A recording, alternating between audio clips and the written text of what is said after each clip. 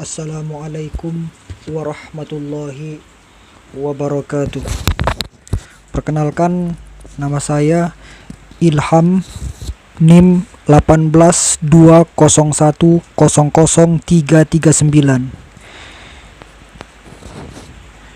Adapun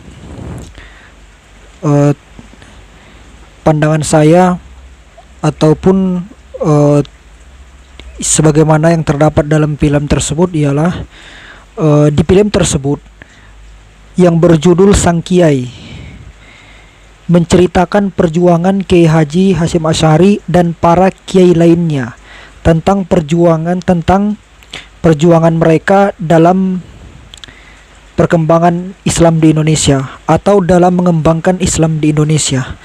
Langkah awal Kiai Haji Hasyim Asy'ari atau Hadratus Syekh dalam mengembangkan ajaran Islam di Indonesia ialah dengan mendirikan pesantren atau melalui pesantren.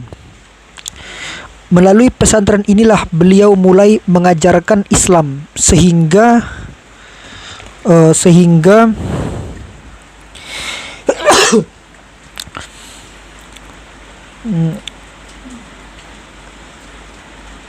pertahanan Islam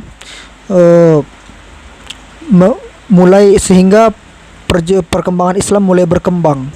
Ketika menjadi pengasuh sekaligus pendiri pesantren, beliau Hadratus Syekh menerima santri mulai dari yang mampu secara ekonomi sampai yang tidak mampu secara ekonomi.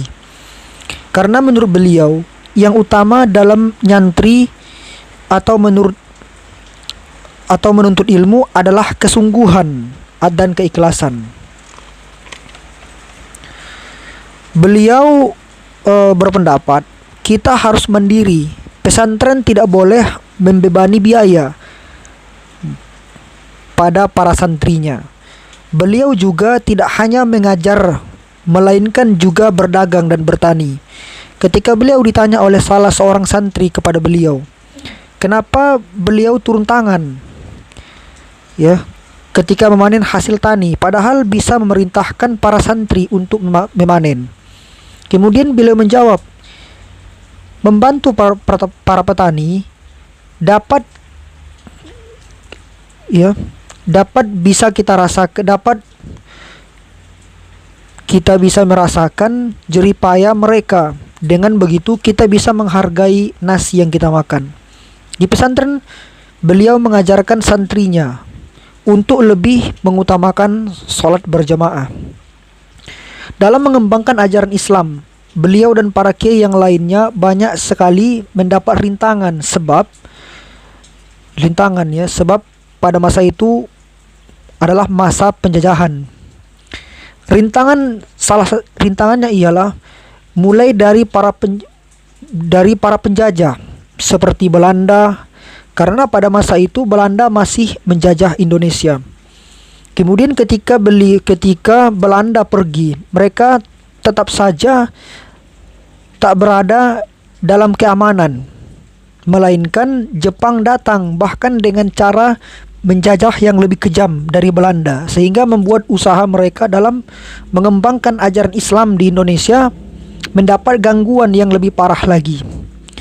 Jepang juga menangkap para kiai karena pasukan Jepang mungkin beranggapan mereka adalah ancaman yang membahayakan bagi pasukan Jepang. Tak berselang lama di Indonesia, Jepang akhirnya sampai juga di pesantren yang didirikan oleh Hadratus Syekh Kiai Haji Hasyim Asy'ari, yaitu pesantren Tebu Ireng ya. Mereka atau pasukan Jepang menangkap Kiai Haji Hasyim Asy'ari. Dengan perlawanan mereka, para santri, Jepang mendapat kesulitan ketika hendak membawa Kiai Haji Hasyim Asy'ari. Mereka para santri menjaga dengan penuh perjuangan, bahkan dengan semangat jihad yang luar biasa. Namun untuk menghindari jatuhnya korban nyawa, Kiai Haji Hasyim Asy'ari memerintahkan para santri untuk mundur. Dengan kelicikan pasukan Jepang, Kiai Haji Hasyim Asy'ari berhasil dibawa. Kiai Haji Hasyim Asy'ari pun ditahan oleh pasukan Jepang dan diminta untuk menandatangani sebuah surat. Namun beliau menolak, sehingga membuat pasukan Jepang yang menahan Kiai Haji Hasyim Asy'ari menjadi marah. Untuk menghindari menjadi marah, isi surat tersebut adalah tentang akidah, Jadi isi surat tersebut tentang akidah, yang mana maksud dari isi surat tersebut adalah pasukan Jepang memaksa Hadratus Syekh untuk mengikuti akidah mereka yang menyembah matahari. Itulah yang membuat Hadratus Syekh menolak untuk menandatanganinya. Setelah menahan Kiai Haji Hasyim Asy'ari atau Hadratus Syekh, pasukan Jepang akhirnya membebaskannya. Setelah bebas, Hadratus Syekh kembali ke pesantren yang didirikannya, yaitu pesantren Tebu Ireng di Jombang. Perkembangan Islam pada masa itu mulai sedikit demi sedikit berkembang, walau tantangan demi tantangan tetap ada. Pada masa itu, Islam mulai berkembang dengan melalui organisasi yang didirikan oleh Kiai Haji Hasyim Asy'ari dan para tokoh Muslim lainnya, yaitu Nahdlatul Ulama NU. Melalui organisasi ini, melalui ormas ini, melalui wadah ini ialah Islam mulai dikembangkan.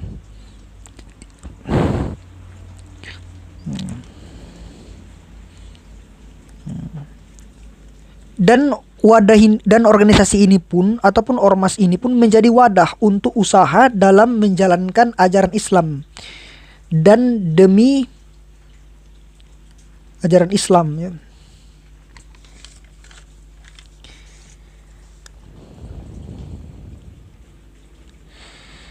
Walau akhirnya dalam pendirian organisasi ini atau ketika organisasi ini berdiri, beliau tetap saja mendapat tantangan, bahkan bertambah dahsyat. Karena tantangan bukan hanya dari penjajah Jepang saja, tapi juga dari rakyat Indonesia yang ketika itu menuduh organisasi NU adalah berpihak atau pro terhadap penjajah Jepang.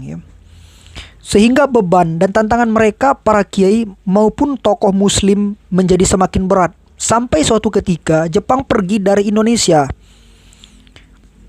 yang akhirnya membuat rakyat sadar dari kesalahpahaman itu. Ketika Jepang pergi dari Indonesia, tantangan yang mereka dapatkan pun tetap ada, karena Belanda datang lagi menjajah melalui agresi militer yang membuat tantangan selalu ada.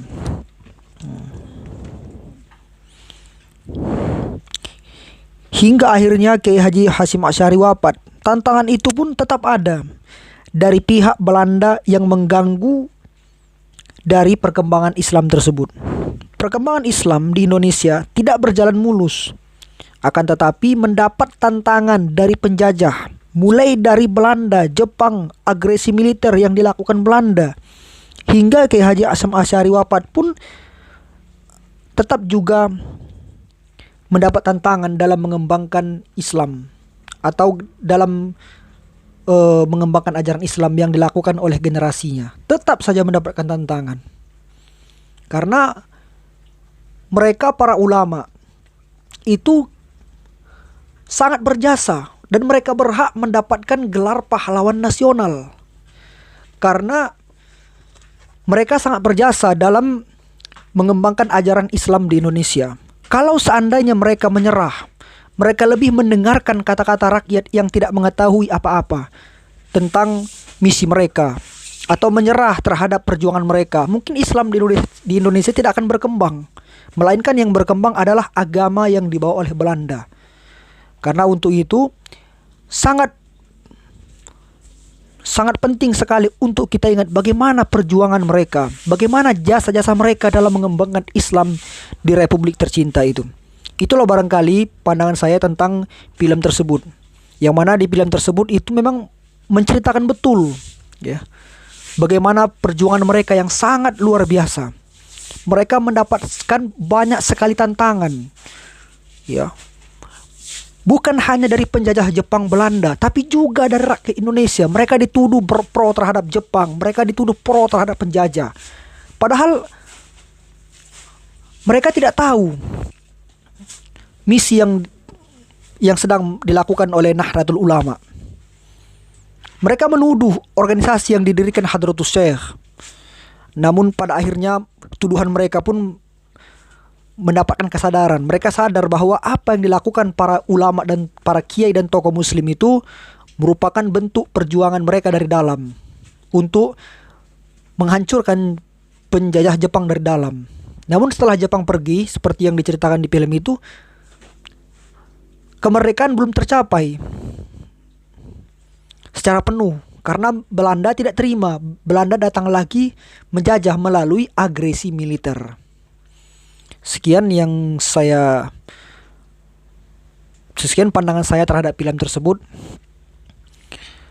Wassalamualaikum warahmatullahi wabarakatuh.